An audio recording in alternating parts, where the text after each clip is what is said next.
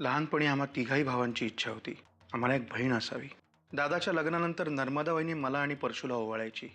ती नसतानाची ही पहिली दिवाळी। एकटे झालात, आई नाही आली? ती नाही आली, पण जावई बापूंसाठी आवडतात म्हणून बेसनाचे लाडू पाठवले आहेत। यापुढे हा सगळा व्यवहार बघण्याची जबाबदारी मी माझ्यावर घेतली आहे। तुम्ही माझ्यापासून काही लपवताय का? तुमच्यासाठी आणू का एखादा छानसा लाडू? नको, एक भारी लाडू घेऊन ये।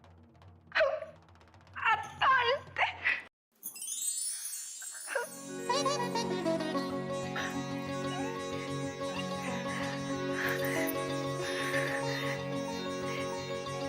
देवा, आज पहिल्यांदा माझ्याशी नीट बोलले।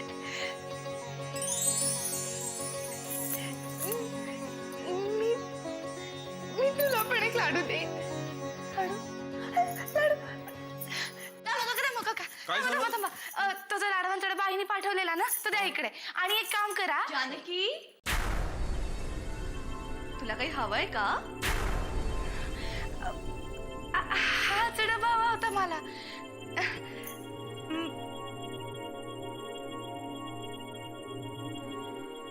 आईने यांच्यासाठी लाडू पाठवले।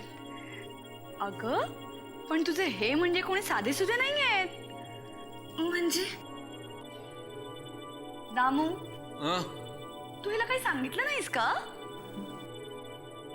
हे बघ दामू, निदान तुला तरी हे कळायला हवं होतं। इतकी वर्ष इथे काम करतोयस ना? पण काय कळायला पाहिजे अहिल्याताई? जास्त प्रश्न विचारू नकोस। कसं आहे ना जानकी, भाऊजी जरी तुझे हे असले तरी ते खूप मोठे राजकारणी आहेत। बरीच लोक त्यांचा घातपात करायला टपलेली असतात ग। पण ते लाडू, अगं तेच सांगते ना मी तुला। भाऊजींसाठी या घरात काहीही आलं, विशेष करून काही खाण्याचं आलं की आधी ते दुसऱ्याने कोणीतरी खाऊन बघावं लागतं। चालेल ना, मग मी खाऊन दाखवते ना तुम्हाला। भोळी ग भोळी। हे बघ जानकी, माणसांपेक्षा कुत्रा हा जास्त इमानदार असतो का नाही?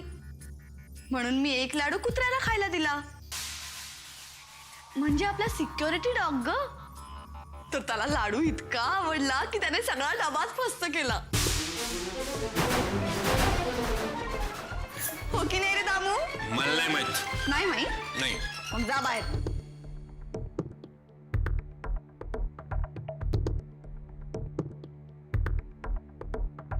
नाही माहित। आईने यांच्यासाठी पाठवले होते लाडू। अगं ठीक आहे ना, मग कोणीतरी खाल्ले ना, मग झालं। धर हा डबा, धर धर।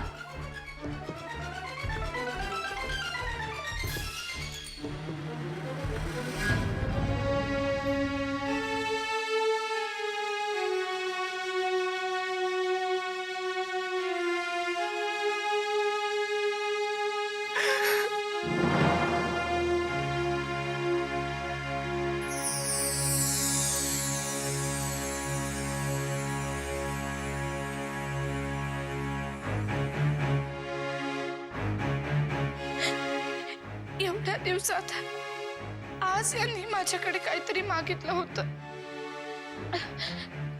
पहिल्यांदाच। आता आता काय देऊ त्यांना? हा मोकळा डबा। तेव्हा माझ्याच बाबतीत असं का होतं?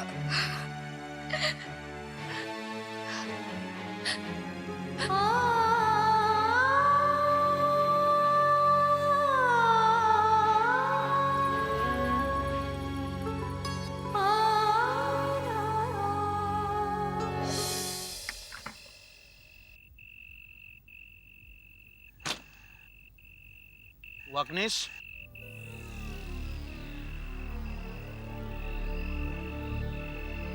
वाकणीस, ज्याच्या मनात पाप असतं ना वाकणीस, तोच असा खरेपणापासून पळतो।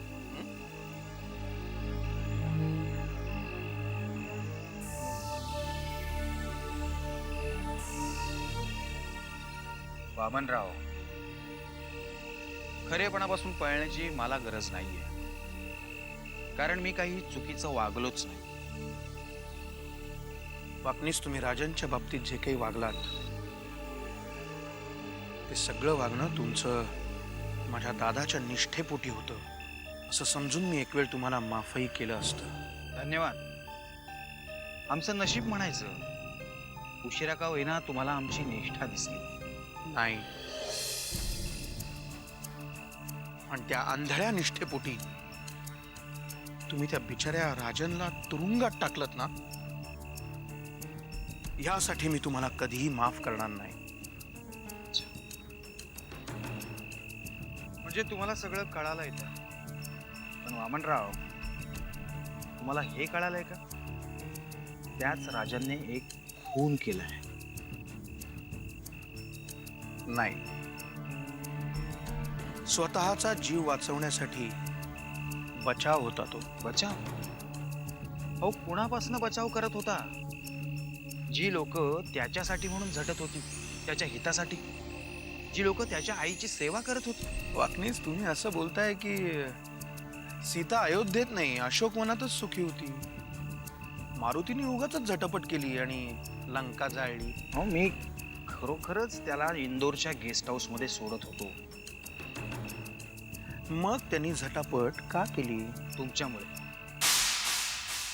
तुम्ही त्याला खोटी आशा दाखवली, जानकी बरोबर लग्नाची, जे की कधीच शक्य नव्हतं. चांगला आमच्याबरोबर सुखात राहिला असता, 2-4 महिन्यामध्ये जानकीला विसरला सुद्धा असता.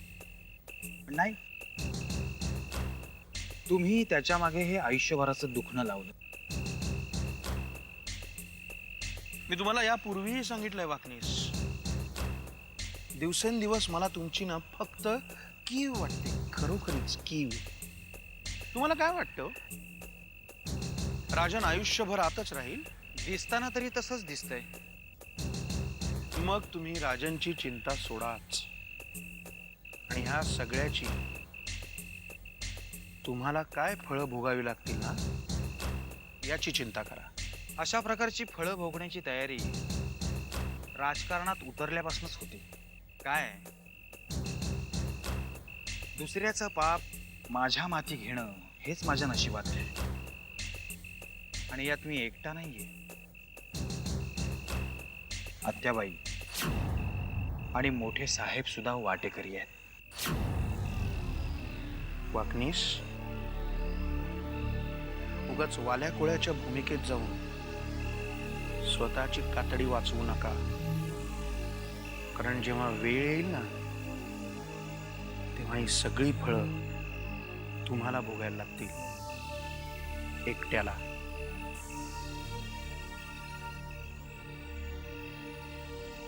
बघूया.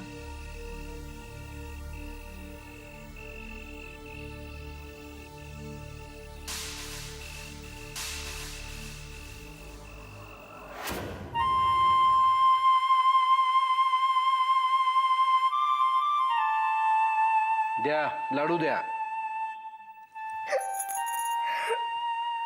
तर रडायला काय झालं? लाडू आणायला गेली होतीस ना?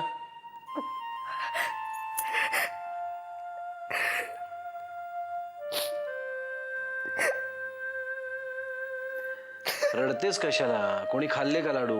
खाऊ दे. रड.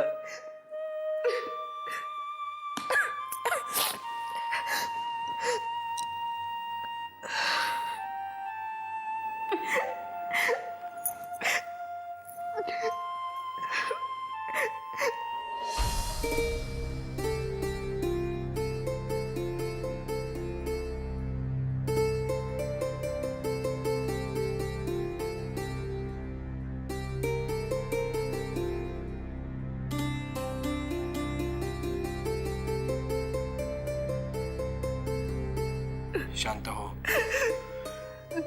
शांत हो.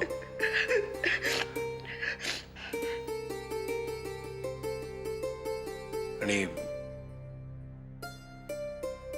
रडणं बंद करा दे.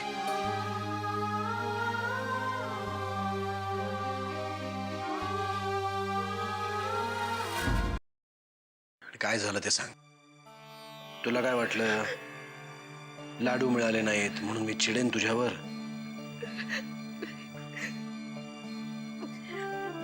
आईनी तुमच्यासाठी लाडू पाठवले होते.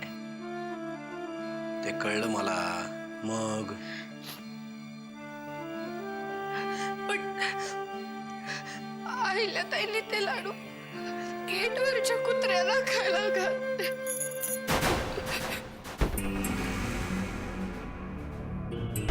काय काय म्हणालीस?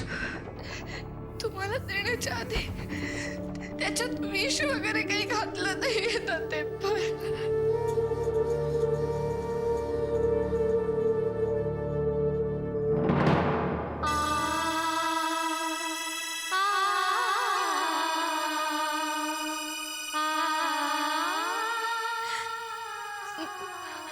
माझ्यामुळे घरात वाद नकोत मला. तुम्ही नका बोल काही त्यांना.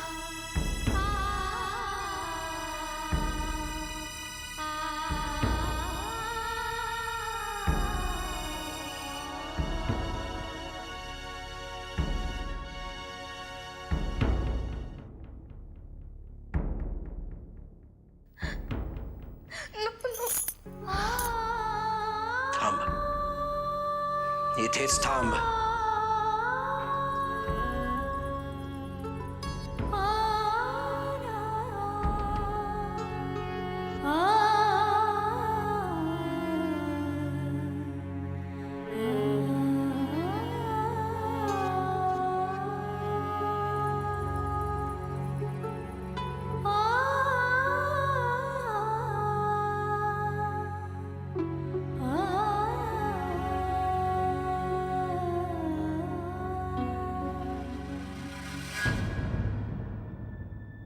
पांडू, जी वामन आणि अहिल्याला सांग मी ताबडतोब बोलावलंय. जी.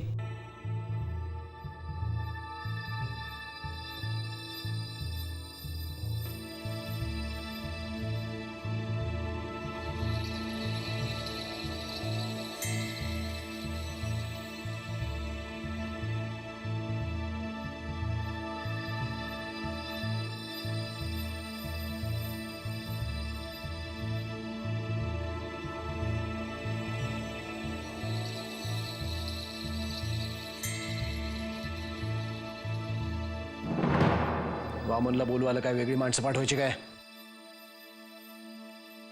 ते घरी नाहीयेत, बाहेर गेलेत, म्हणून मी एकटी आले. बरं झालं एकटीच आलीस. मला तुझ्याशीच थोडंसं बोलायचं आहे.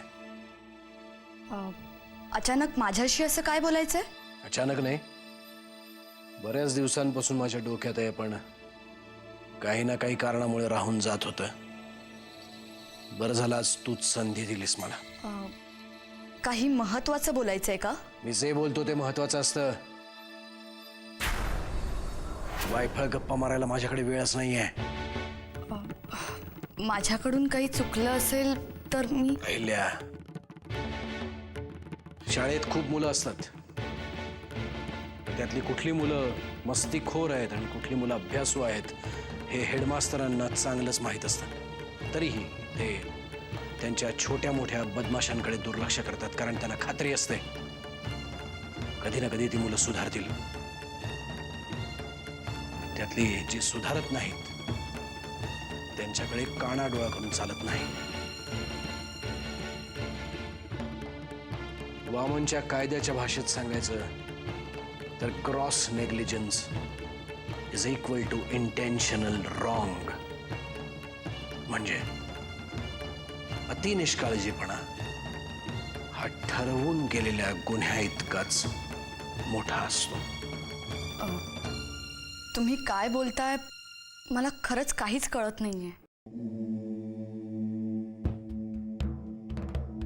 मला काय म्हणायचंय हे तुला चांगलंच कळलंय. आणि यातला हेडमास्तर कोण आणि विद्यार्थी कोण हे तू ओळखलं असेलच. फक्त माझी एवढीच इच्छा आहे की त्या विद्यार्थ्याने वेळीच सुधारावं, नाहीतर त्याला शाळेतून हाकलून द्यावं लागेल. तो खूप हुशार आहेस, त्यामुळे या उदाहरणाची जास्त उकल करून सांगत नाही. Good night.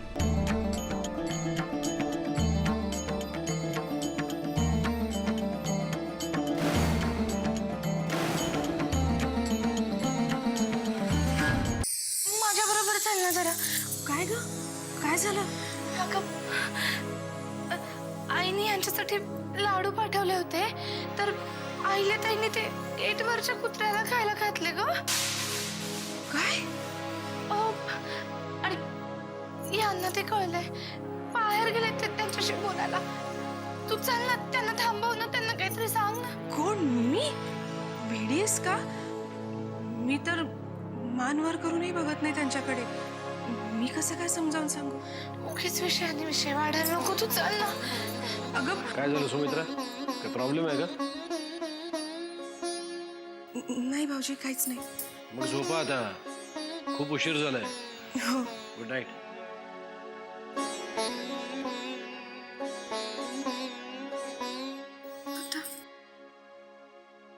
घाबरू नकोस, काही झालेलं नाही. जा, जाऊन जाऊ. कशावरून? भाऊजी अहिल्याताईंना काही बोलले असते ना, तर अहिल्याताईंच्या खोलीतून आदळआपट करण्याचे आवाज आले असते.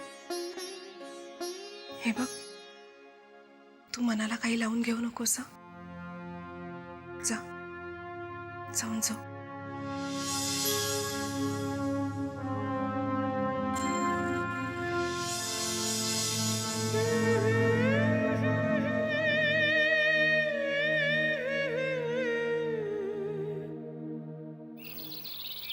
रखमे, आपली पोरगी सुखात नव्हते बघ.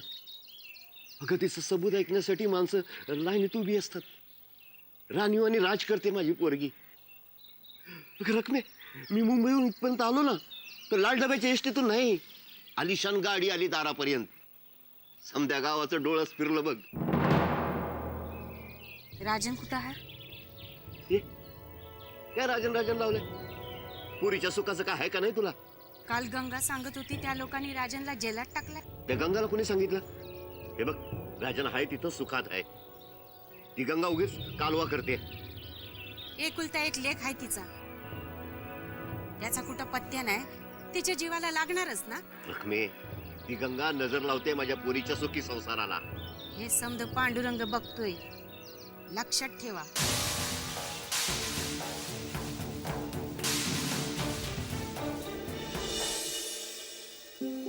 अष्टभ्यो ब्राह्मणेभ्यश्च लिखित्वा यः समर्पयेत् तस्य विद्या भवेत् सर्वा गणेशस्य प्रसादतः इति श्रीनारदपुराणे संकष्टनाशननाम गणपतिस्तोत्रं संपूर्णम्.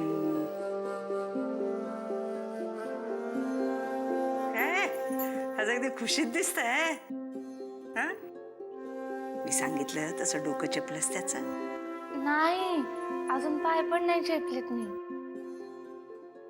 मग एवढी खुश काय आहेस? काल साहेब माझ्याशी बोलले. म्हणजे तसं रोजच बोलतात, पण रोज म्हणजे कशाला आलीस, काय काम आहे, हे आणून दे, ते आणून दे, बाहेर जा, एवढंच बोलतात. पण काल काय काय बोलला काय? आईने बेसनाच्या लाडवांचा डबा पाठवला होता त्यांच्यासाठी. हो बाई, बेसनाचे लाडू तर फार आवडतात त्याला. भरवलास त्याला? नाही, म्हणजे मी त्यांच्यासाठी लाडू आणायला म्हणून गेले तर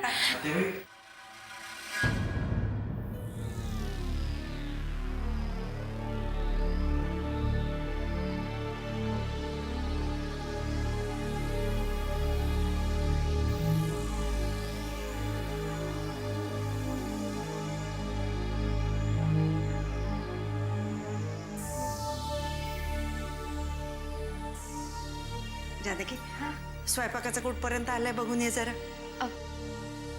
यांना पण सांगू का? सांग बाई सांग. खूप कष्ट घेतले त्याने तुझ्या लग्नासाठी. वाकणी साहेब. वहिनी साहेब, मला वाकनीच म्हणा, साहेब नका म्हणू. काल साहेब माझ्याशी बोलले.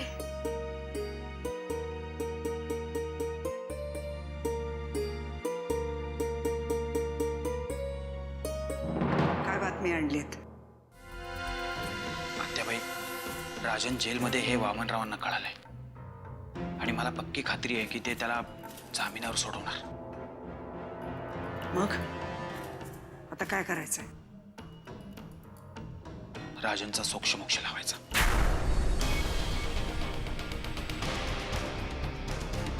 म्हणजे आत्याबाई, राजनचं जगणं आपल्याला डोकंदुखी ठरणार आहे.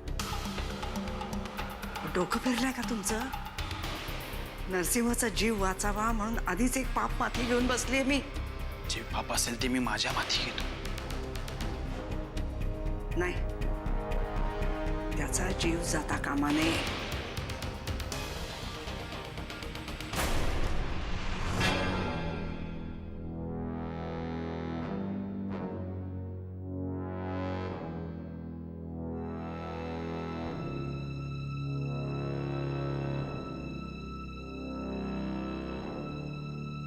देवा, मी आधीच तुझी माफी मागतो. जे पाप असेल ते माझ्या माथी मार. पण राजनला मी लवकरच तुझ्याकडे पाठवणार, हे नक्की.